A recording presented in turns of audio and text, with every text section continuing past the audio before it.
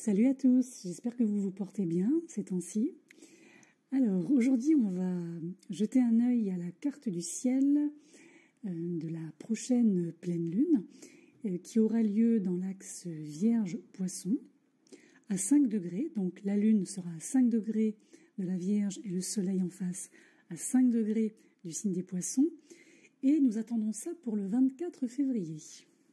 Alors donc ici nous sommes sur une polarité Vierge-Poisson qui va mettre en exergue des thématiques comme le travail, la productivité, le quotidien, les habitudes, et en face tout ce qui est en lien avec nos mondes intérieurs, notre côté spirituel et aussi la question de santé.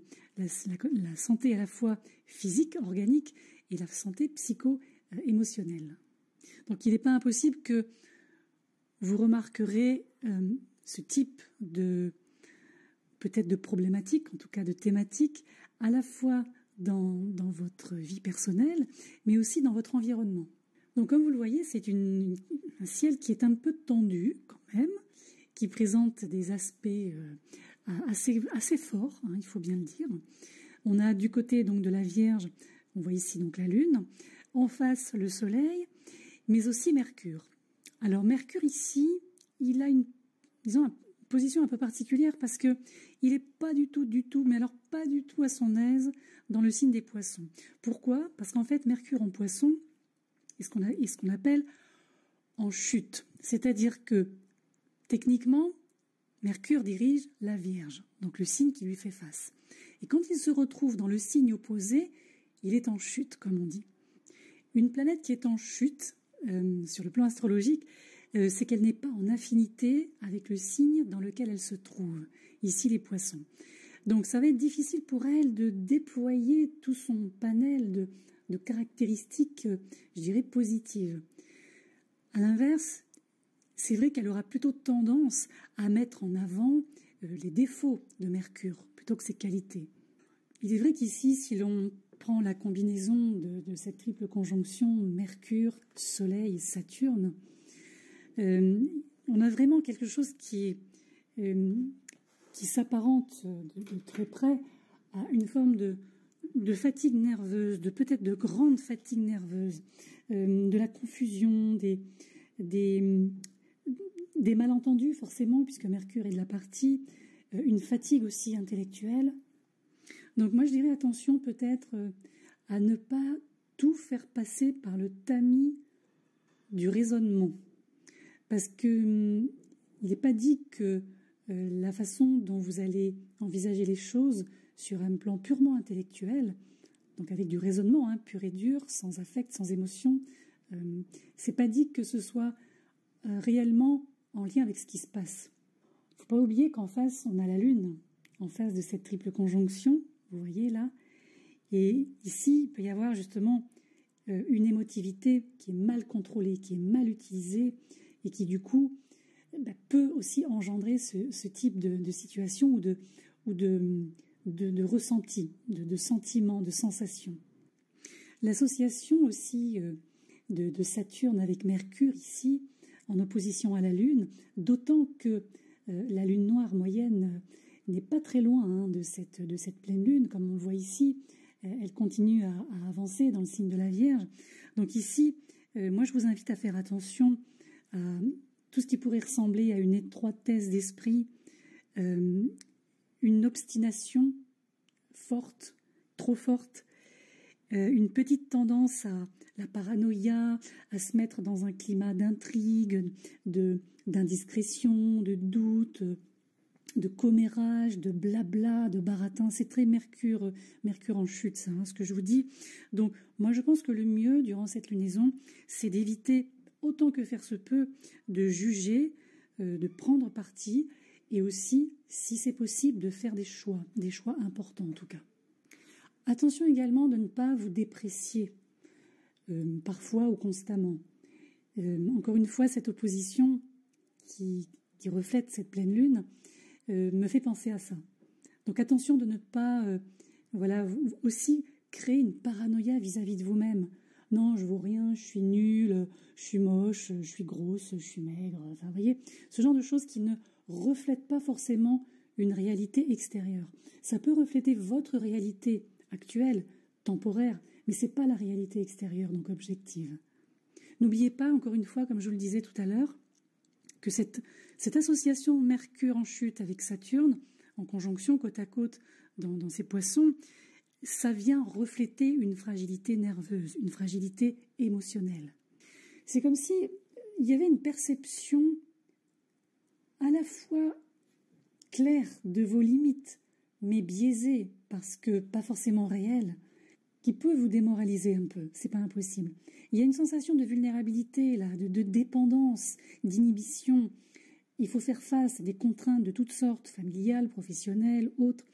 Et du coup, peut-être que vous ne savez plus comment satisfaire un besoin de liberté, ce qui entraîne avec Saturne un sentiment d'impuissance. Donc faites attention à ne pas vous dévaloriser. C'est important parce que tout n'est pas sous votre contrôle. Vous voyez ce que je veux dire? Oui, il y a des responsabilités lourdes. Oui, il y a des événements qui n'obéissent pas à votre volonté.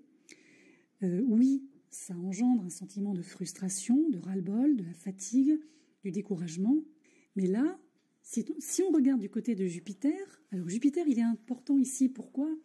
Parce qu'il dirige un autre signe mutable, qui n'est pas dans la partie, là, sur cette lunaison, mais qui fait quand même partie des signes mutables, au sens où il dirige le signe du Sagittaire. Le signe du Sagittaire va se retrouver en carré, ici, à cette pleine lune, pardon. Donc ici, le Sagittaire, en tout cas, avec Jupiter en écho, qui commence aussi sa conjonction doucement mais sûrement avec Uranus, en taureau, nous montre bien qu'il faut rester sensé, qu'il faut rester terre à terre, qu'il faut prendre soin de son corps physique aussi, ce fameux temple, comme on dit, pour essayer de désembourber littéralement cette possible atmosphère qui pèse un peu sur cette pleine lune. Alors maintenant, évidemment, comme on l'a vu aussi avec la conjonction qui est en bélier entre Chiron et le nœud nord, donc avec l'opposition au nœud sud, il peut y avoir des situations complexes, des situations difficiles qui peuvent revenir pendant cette période, qui peuvent être amplifiées. Un petit peu comme bon, ok, t'as toujours pas compris, je te remets l'événement. Tu vas peut-être finir par comprendre. Ça va donner à réfléchir. Il peut y avoir, dans des cas extrêmes, des ruptures importantes, une forme d'isolement, une forme de mal-être, effectivement, comme je l'ai expliqué. Maintenant, le fait que Mercure, encore une fois, se retrouve de la partie, et qu'en plus de ça, ce Mercure envoie un sextile vers Jupiter, et par extension à Uranus, ici, il y a une vraie nécessité de retrouver un équilibre. Ça, c'est important entre l'esprit, les émotions, le cœur.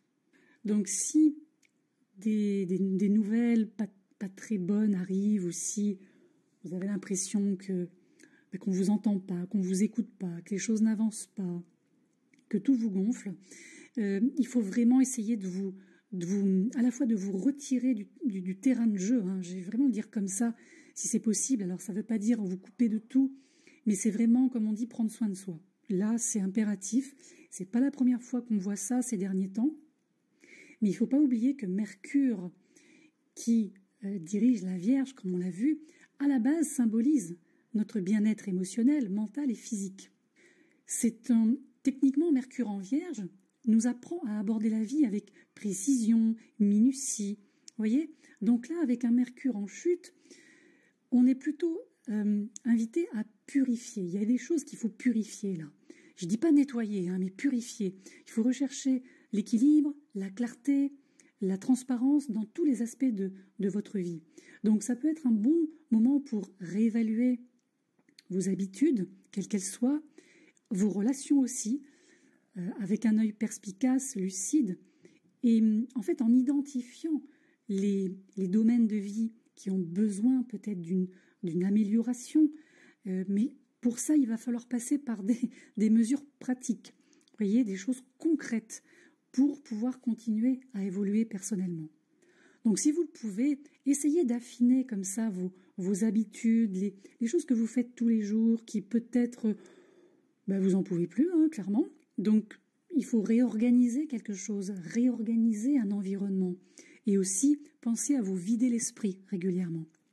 Alors, c'est plus facile à dire qu'à faire, hein, j'entends bien. Mais c'est vrai qu'avec un soleil côté poisson et une lune côté vierge, ici, on a une occasion d'harmoniser tout ce qui est à l'intérieur, le subconscient, etc., côté poisson, et les aspects pratiques, côté vierge, de la vie, du quotidien. Donc, demandez-vous peut-être de quoi vous avez besoin pour remettre de l'ordre sur le plan pratique dans la vie de tous les jours, mais aussi sur le plan mental, sur le plan émotionnel, sur le plan spirituel. C'est vrai qu'on dit souvent que ce qui nous entoure, la réalité physique, pragmatique, c'est souvent une manifestation de ce que l'on porte à l'intérieur de soi. Donc, si quelque chose est déséquilibré, la Lune sera la première à vous le faire savoir. Alors, on a aussi Neptune, qui est un peu plus loin, là, vous voyez, dans les poissons. Alors, c'est vrai que Neptune, lui, il nous encouragerait à faire confiance à notre instinct, notre intuition, à écouter un peu nos ressentis. On a Mercure, comme on l'a vu tout à l'heure, qui, lui, aimerait trouver des preuves tangibles, des détails concrets. Donc là, c'est un peu le bazar. C'est une synergie qui vous met au défi de créer un équilibre entre ce que vous ressentez et ces fameuses preuves logiques qui vous seraient présentées à ce moment-là. J'ai envie d'ajouter, un peu sur le même ton, quand on regarde Jupiter qui envoie des carrés au Verseau avec Vénus ici, Mars et Pluton, donc autre triple conjonction, on peut avoir envie de se sentir un peu plus indulgent, de se dire « oui, mais bon, finalement, c'est peut-être pas si grave. Oui, mais finalement, ça passera. Oui, mais finalement, j'ai de la chance, donc pour le moment, je vais pas trop m'en faire. » Il y a un côté un petit peu comme ça où il vaut mieux ne pas en faire trop. Ne vous emballez pas pour ne pas avoir à risquer de le regretter plus tard. Parce qu'on a toujours comme main, vous voyez, cette triple conjonction en Verseau est toujours un peu énervée là, et avec les carrés à Jupiter et Uranus, par extension évidemment, ça peut mettre un peu le feu aux poudres et ça peut exacerber ce qui ne devrait pas l'être ou ce qui serait dommage de faire passer une ligne rouge, si vous voulez. Moi, j'aurais envie de vous conseiller d'aller plutôt regarder du côté du trigone, du bel aspect entre ici Jupiter et la Lune. On est en signe de terre dans les deux cas, donc clairement, ça signifie que malgré ce qui peut sembler difficile, compliqué, ambigu, pourquoi pas, je pense même si c'est difficile au départ, il y a quelque chose qui pourrait aboutir à une finalité très gratifiante. Ici, ces deux signes de terre, le Taureau qui héberge Jupiter et la Vierge qui héberge donc la Lune, ici montre bien que ça requiert de la patience, de la régularité, une forme de lenteur, mais qui n'est pas une lenteur lourde. Hein, on se comprend quand je dis ça. C'est une lenteur qui permet de faire pousser la fleur, quoi, si vous voulez. Donc les événements qui se dérouleraient maintenant, normalement, devraient apporter des résultats bien plus heureux plus tard. Un trigone comme ça entre Jupiter et la Lune en signe de terre, ici, c'est à la fois l'abondance, mais au sens un peu comme la fécondité, vous voyez. La fécondité, c'est un peu comme une grossesse. C'est le temps qui va être utile pour pouvoir faire sortir quelque chose, pour pouvoir faire aboutir quelque chose. Tout à l'heure, j'ai évoqué aussi l'axe poisson-vierge qui est en lien avec la santé, le bien-être et la guérison. Alors c'est vrai que là, quand on voit que le Soleil, qui est impliqué dans cette pleine lune, rencontre Saturne, il ne faut pas oublier de poser des limites. Il ne faut pas oublier de ressentir ces limites et de vraiment les mettre en pratique, hein, littéralement. Il faut protéger votre tranquillité, votre paix, qu'elle soit intérieure ou extérieure, peu importe, mais il faut protéger quelque chose là chez vous. Et comme je l'ai évoqué tout à l'heure aussi, comme la Lune est en face, là où vous avez besoin de limites, ça va être éclairé. C'est un peu comme si on allait vous mettre un phare qui va s'allumer et porter un éclairage sur ce qui doit être protégé. Donc moi je dirais pour terminer que si on reprend La conjonction Soleil-Mercure-Saturne avec les sextiles vers Jupiter et Uranus par extension. Ici, ça nous fait penser que la guérison nécessite une expansion avec Jupiter, c'est-à-dire que il faut se développer, il faut évoluer au-delà d'une douleur, au-delà d'une peur, au-delà d'un passé. Il faut traverser votre passé et entrer ou revenir dans le présent vraiment en communiquant avec vous-même déjà, et aussi, comme on vient de le voir, en respectant vos limites. Jupiter nous rappelle aussi toujours notre potentiel, en général. Donc peut-être posez-vous la question de savoir qui vous seriez si vous vous libériez de vos peurs ou d'un certain perfectionnisme, le côté vierge, une sensation parfois de vous sentir pas à votre place, d'avoir cette sensation d'être noyé dans quelque chose sans arriver à en ressortir, ça c'est le côté poisson. Et c'est vrai que cette conjonction à venir, Jupiter-Uranus, moi ça me fait penser un petit peu là sur ce ciel, à ce qui permet de s'extraire littéralement, vous voyez, un petit peu comme quand la chenille devient papillon, là c'est peut-être un peu plus douloureux, un peu plus difficile, parce qu'il faut lâcher le passé avec le nœud nord qui est à côté de Chiron, là, ces temps-ci. Donc c'est un peu comme si vous aviez entre les mains des gros morceaux, voilà, des gros pavés, des grosses briques. Ben, il faut les replacer dans le bon ordre, dans le bon sens, de manière à ce que ça n'entrave pas non plus votre cheminement, votre évolution. Et tout ça dans une optique de vous libérer de tout ce qui vous retient en arrière, de tout ce qui vous tire vers le bas. Vous voyez, on est vraiment là-dessus en ce moment. Donc il est vrai que sur cette lunaison, moi j'ai envie de dire que toutes ces thématiques vont concerner tous les signes. C'est un peu comme si on bouclait une boucle, qu'on va peut-être se rendre compte qu'il y a de la place pour que nos perspectives rationnelles, d'une part, et émotionnelles de l'autre, arrivent finalement à coexister.